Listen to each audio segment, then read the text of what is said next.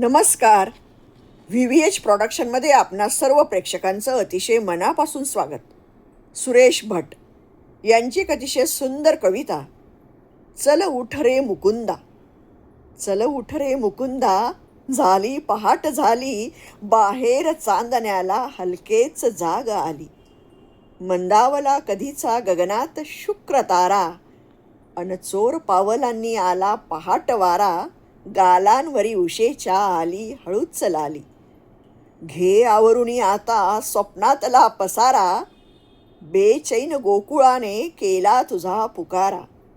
तव गीत गात सारी ही पाखरे उडाली, तुझ दूर हाक मारी कालिंदीचा किनारा.